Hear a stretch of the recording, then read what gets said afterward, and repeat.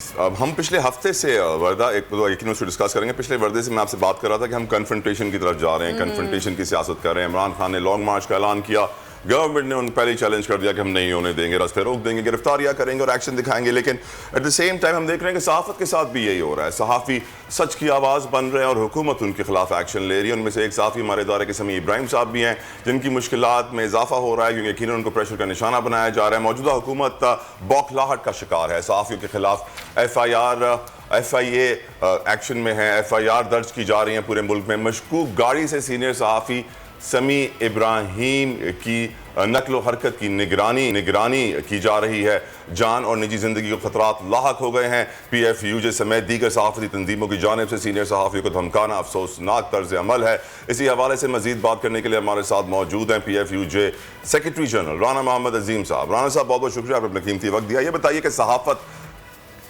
उनसे हम रब्ता करने की कोशिश कर रहे हैं, लेकिन of course journalism is always on the target. हमेशा ये देखा गया है कि जब भी ऐसे हालात होते हैं मुल्क में तो जो सहाफ़ी होते हैं उनको भी टारगेट किया जाता है और इस वक्त भी किया जा रहा है। उसमें बहुत सारे और भी सहाफ़ी हैं, अरशद शरीफ हैं, साबिर शाकिर हैं, समी इब्राहिम हैं, इन सबको टारगेट किया जा रहा है सिर्फ इसलिए कि बस सच अवाम तक ना पहुंचे। लेकिन सच की आवाज़ दबाए नहीं दबती और निकल के रहती है। इस तरह कानून और पानी अपना रास्ता बना लेते हैं, उस तरह सच भी वर्दा अपना रास्ता बना लेता है। बिल्कुल तला, हुकूमत इनको अंडर प्रेशर ले रही है, इनको धमकाया जा रहा है, मुस्तकिल धमकियां दी जा रही हैं। पुलिस की भारी नफरी इनके घरों के बाहर है। इनफैक्ट इमरान रियाज के घर पे भी काफ़ी पुलिस की भारी नफरी जारी है कि ताकि उनको अरेस्ट किया जा सके, लेकिन उन्होंने गिरफ्तारी नहीं दी है। और इसके अलावा समी इब्राहिम के साथ जिस तरह से हुआ वो हम सब जानते हैं। उनके खिलाफ भी FIR काटी जा चुकी है और अब उनकी जान को भी खतरा लाहक हो सकता है। लेकिन देखना यह है कि हुकूमत इस तरह के जिस तरह के हथकंडे कर रही है वो अपने लिए ही गलत कर रही है। तलहा, मुझे ऐसा लगता है कि ये खुद एक्सपोज हो रहे हैं, वो खुद पब्लिक के सामने, पूरी आवाम के सामने एक्सपोज हो रही है। तलहा,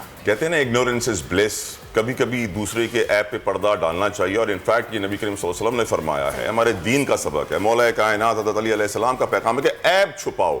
हमारे मुल्क में देखे वर्दा, ऐप जो है ना वो खोल के दिखाना ही असल काम है कि बुराई खोल के दिखा दो, जो हकीकत है मुआशरे की खोल के दिखा दो। और सहाफ़त में आपको हक़ाइक़ रिपोर्ट करने पड़ते हैं, लेकिन एट टाइम्स हमें कभी कभी जो है लोगों के ऐप भी छुपाने पड़ते हैं। इसमें कोई शक नहीं है कि बहुत सारे हालात ऐसे भी हैं, बहुत सारी खबरें ऐसी भी हैं कि जो अगर हम आवाम तक पहुँचा दें तो शायद हम हक अदा नहीं करेंगे अपने फरीज़े का, क्योंकि यकीनन रियलिटी बाइट्स और हमारे मुल्क में रियलिटी ऐसी है कि काफ़ी खौफनाक हो जाती है एट टाइम्स कि हम भी सोचते हैं कि अगर ये आवाम तक पहुँचाएंगे तो ये मनाजिर बच्चों की पहुँच से दूर रखें, इस तरह की चीज़ें आ जाती हैं, ब्लास्ट हो जाता है, ये हो जाता है, खून खराबा हो जाता है।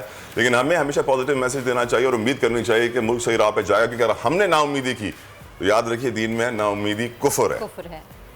बिल्कुल तला, और यही बात है, आगे की बात करेंगे कि 25 मई लॉन्ग मार्च का ऐलान, कप्तान के ऐलान के हुकूमत के बाद उनको प्रॉपर कप्तान ने ऐलान कर दिया है और हुकूमत को मज़ीद अटेंशन दे दी है। PTI कोर कमेटी इजलास के बाद इमरान खान का कहना था कि मुल्क को खसारे से निकाल कर तरक्की की राह पर डाला था, मगर इम्पोर्टेड हुकूमत को ये तरक्की हजम नहीं हुई। उन्होंने जो टीम बनाई है वो टीम किसी काबिलियत नहीं रखती है कोई ऐसी कि वो मुल्क को खसारे से निकाल सके, बल्कि उन्होंने मजीद मुल्क को खसारे में धकेल दिया है।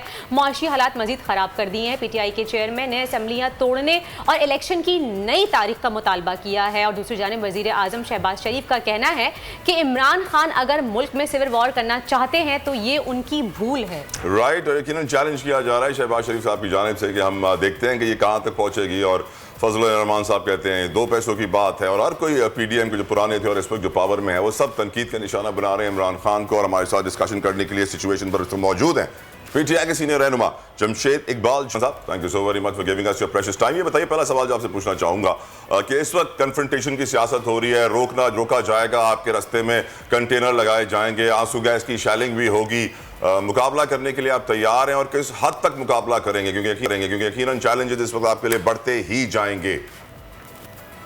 जो लोग बैठे हैं इस वक्त आपके हुकूमत में, वो अपने आप को जमहूरी होने का दावा करते हैं। और हमें कई जिस वक्त ये एक साइफर आया और साइफर के बाद एक वोट हुआ इनकलाब, जिसमें पैसे भी साथ थे और उसमें बहुत सारे पर्दा नशीनों के नाम है, बहुत सारे पर्दा नशीनों ने इस मुल्क के खुदादार का सौदा किया, जिन्होंने प्रॉपर्टीज भी बाहर ली।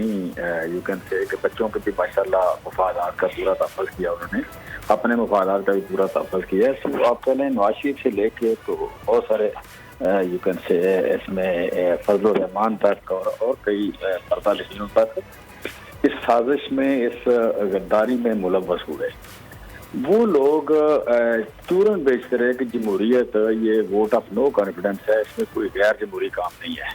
जो गैर जमहूरी काम नहीं है जो इसकी बात करते थे, आज क्वेश्चन ये है कि राइट ऑफ प्रोटेस्ट तो हर बंदे के पास मौजूद है। ये आंसू गैस कहाँ से आ गई, ये शेलिंग कहाँ से आ गई, ये कंटेनर कहाँ से आ गए, ये डंडा और गोली कहाँ से आ गई? क्या हम मतलब यू कैन से कि हम कोई इस मुल्क में गैर मुल्की फौजें रहती हैं? इस मुल्क में किसी का कब्जा है? ये को हम गुलाम हैं? यहाँ कोई जमहूरियत नहीं है, कोई फाशिस्ट गवर्नमेंट बैठी है, कोई डिक्टेटरशिप है? क्या है यहाँ पे? ये क्यों जिक्र आ रहा है इसका? क्या नाम है चीमा साहब, जिस तरह सहाफियों के ऊपर FIR काटी जा रही हैं, जिस तरह शीरी मजारी के साथ हुआ, जिस तरह आपके सियासतदानों के साथ हो रहा है, तो आपको लगता है फैसिस्ट गवर्नमेंट नहीं है? आपको लगता है डिक्टेटरशिप नहीं है? आपको लगता है कि ऐसे हालात नहीं है? लेकिन जो चीजें हो रही हैं वो तो इन्हीं दौरों में होती रही हैं हमेशा। देखें, ये आप कह लें कि ये बात बिल्कुल ठीक है, आपने सही याद कराया। आपने सही याद कराया कि यहाँ पे राणा सनाउल्लाह कहता है कि ए फौजियों आओ आओ, हमने डंडे मारने हैं, आके अपनी जिम्मेदारी पूरी करो, आके यू कैन से कि एस्टेब्लिशमेंट आए, अपना बोझ बढ़ाए, हमारे साथ शामिल हों, हम अकेले ये नहीं करेंगे। यहाँ पे नजम सेठी उनको कॉल करता है, यहाँ पे यू कैन से कि मरियम बीबी उनको कॉल करती हैं, फजल रहमान उनको कॉल करता है। वो हमें दर्श देते हैं कि जनाब आप हमें ड्रैग ना करें सियासत में। भाई आपको फजल रहमान के घर का पता नहीं है, आपको मरियम बीबी का फोन नहीं याद, आपको उसको बताएं कि वो आपको ना करे कॉल।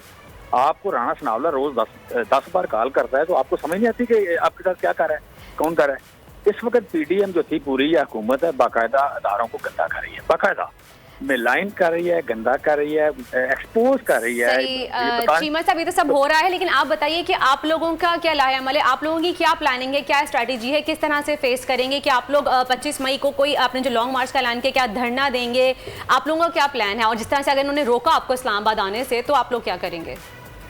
पहले मुझे सिचुएशन बता लें। मुझे एक तुरंत भेजा जा रहा है, मुझे दर्श दिया जाता है, मुझे बड़ी तबलीग की जाती है। एक बंदा खड़ा होता है, कहता है कि आप मुझे ड्रैग ना करें। मुझे ये बताएं, मैं कहना चाहता हूँ कि आपको राणा सनाउल्लाह का नहीं पता कि उसका एड्रेस क्या है? आप वजारत दाखिला क्या फोन नंबर नहीं आपको आता? आप उसका रिंग क्यों नहीं करते? आपने कल शीरी मजारी को उठा लिया, तो आप राणा सनाउल्लाह को तो 4 बंदे भेज के उठा रहे हैं। आप फजल रहमान को भी उठाए ना, कि वो आपको सुबह दोपहर शाम 3 बार कहता है कि आओ आके डंडे मारो। भैया आपको वो एक्सपोज कर रहा है कि आप शायद इस साजिश में शामिल हैं। अगर वो आपको बता रहा है तो आप वजाहत करें ना कि आप नहीं शामिल, ठीक है? आप उसका मुंह बंद करें तो उसकी शामिल नहीं है। देखें, यहाँ कत्ल गारत तो नहीं है, ये जिस तरह बात जा रही है कत्ल गारत करेंगे ये। अगर देखें, यहाँ आंसू गैस फेंकते हैं, गर्मी है ऊपर से, या ये रबड़ की गोलियां चलाते हैं, दूसरी गोलियां चला देते हैं, लोगों को डंडे मारते हैं, लाखों लोग होंगे, लाखों लोगों में अगर शहादतें हो जाती है, खुदा न खास्ता पुरअमन निकलेंगे।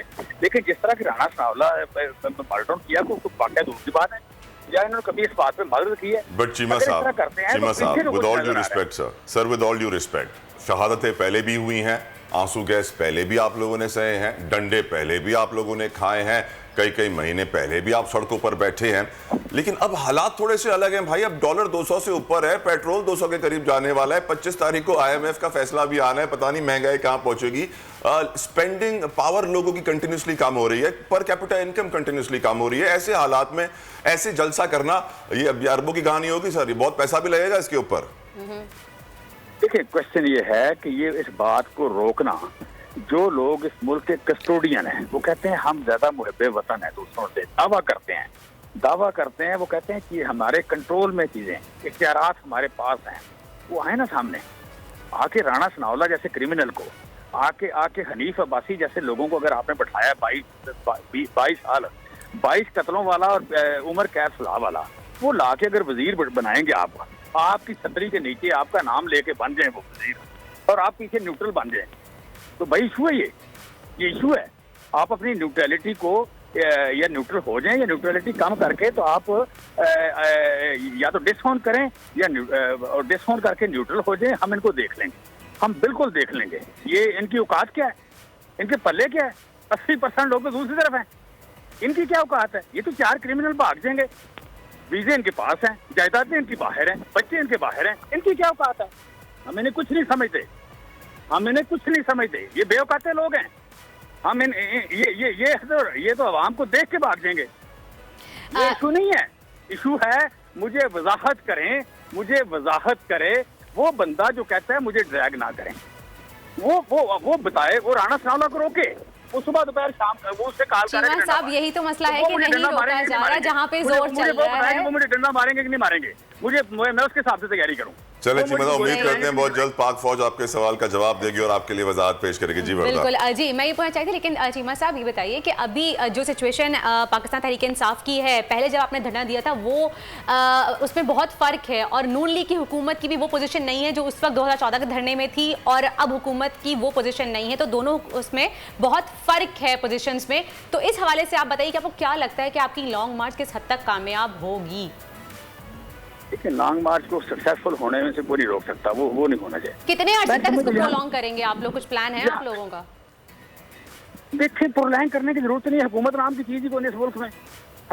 यहाँ तो बेसिकली देखें, पंजाब गवर्नमेंट खाली पड़ी है ना, वज़ीर आला हाउस खाली पड़ा है, गवर्नर हाउस खाली पड़ा है, तो मुल्क तो चल रहा है ना, तो यही उधर हो जाएगा। वहाँ भी खाली पड़ा है, क्या काम हो रहा है मरकज में? हुकूमत होना ना होना तो कागजों में है ना सारा कुछ, प्रैक्टिकल तो कुछ भी नहीं कहीं। देखें, यहाँ सेंस प्रिवेल करनी चाहिए, मैं समझता हूँ यहाँ पे फैसले होने चाहिए। अब यहाँ एस्टेब्लिशमेंट बैठे, जुडिशरी बैठे, पहले सेन तबका बैठे, गवर्नमेंट बैठे, अपोजिशन बैठ के कुछ चीज़ें तय करें। ये देखें, इस वक्त हम बैठे हैं, हम लाखों लोग हों, करोड़ों लोग हों, अंदर जाके वज़ीर आज़म हाउस पहले खाली पड़ा है, वज़ीर आला हाउस पंजाब खाली पड़ा है, गवर्नर हाउस खाली पड़ा है। भाई हुकूमत नहीं चल रही, वो अपने घर बैठ जाएंगे जाके, हमने उनके घर पर नहीं जाना। वहाँ कागजों में नाम आता रहेगा, फट्टी पे नाम लिखा हुआ आएगा वज़ीर आज़म शहबाज शरीफ, ठीक है, वज़ीर आला हमजा शहबाज, असेंबली बंद है, खुली है, ताले लगे हैं। यहाँ फैसले हों, यहाँ सिर्फ और सिर्फ अब जो कुछ हो गया, जो गंद पड़ गया, इस गंद के होते हुए सिर्फ इतना कहने से कि हम न्यूट्रल हैं, हम पीछे हट के हमारा नाम न लें, इससे बात नहीं बनेगी। ये जिम्मेदारी आ गई हमारे अदारों पे, और लोगों की नजर में इज्जत भी उन्हीं की है। चीमा साहब, आप जैसे बहुत सारे लोग हैं जो इस वक्त मीडिया पर बैठ के ये सवाल उठा रहे हैं, लेकिन सैडली जवाब नहीं आ रहा। क्या वजूहत हो सकती है कि जवाब आने में इतनी ताखीर लग रही है? चीमा साहब, मैं सवाल उठा रहा हूँ कैसे, मैं थोड़ा सा आपका आवाज मिस की है मैंने, सॉरी। चीमा साहब, मैं पूछ रहा हूँ, जो सवाल आप उठा रहे हैं वो और भी लोग उठाते हैं, लेकिन जवाब आने में ताखीर लग रही है। ताखीर की क्या वजूहत हो सकती हैं? मैं समझता हूँ ताखीर नहीं कर, देखो, ना सवाल उठाने से कोई गैर मुहब्बे वतन हो जाता है, ना सवाल उठाने से कोई गद्दार हो जाता है। सवाल उठते हैं जब आपकी चीजें रूटीन से हट के हों, नुकसान हो रहा हो, काम में थोड़ी या ज्यादा आपकी इन्वॉल्वमेंट हो, इन्वॉल्वमेंट आपकी नजर आ जाए, ठीक है। फिर इंफॉर्मेशन का दौर है, इंफॉर्मेशन सारी की सारी कैसे किया, कहाँ किसको क्या गारंटी थी, फिर जिन लोगों के साथ आप मिलकर प्लान करें, वो सुबह दोपहर शाम 3 बार दिन में बताएं कि आपने प्लान किया क्या था। साइफर आ गया, उसके बाद उसके ऊपर जो लिखा वो भी हो गया।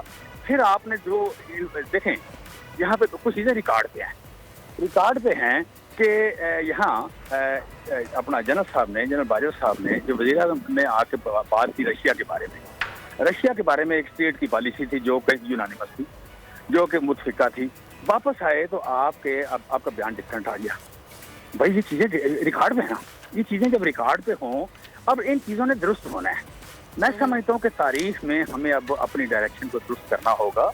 हम कोई छोटा मुल्क है नहीं कि चलता रहेगा। ये 22.5 करोड़ लोग हैं, 50 लाख हर साल बढ़ जाते हैं, इकोनॉमी का प्रेशर है, रिसोर्सेज थोड़े हैं। हमें अपनी हदूद तय करनी है, हमें अपने रोल तय करने हैं, उन्हीं रोल्स में उसी आइन के मुताबिक हमने चलना है।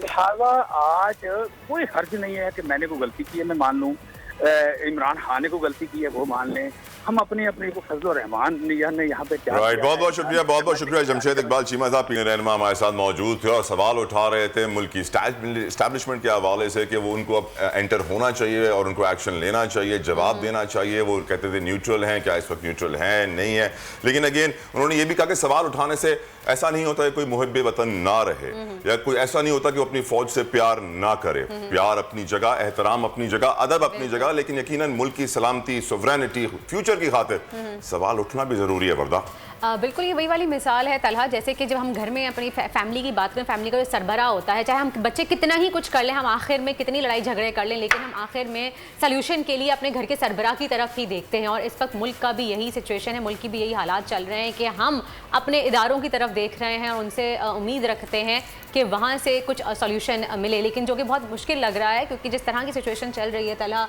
और क्योंकि राना सलाना साहब ने तो साहब कह दिया है उन्होंने कि ये इत्तेहादियों की हुकूमत है, अगर इत्तेहादियों ने ना चाहा तो लॉन्ग मार्च नहीं होने देंगे, उनको इस्लामाबाद पहुंचने ही नहीं देंगे।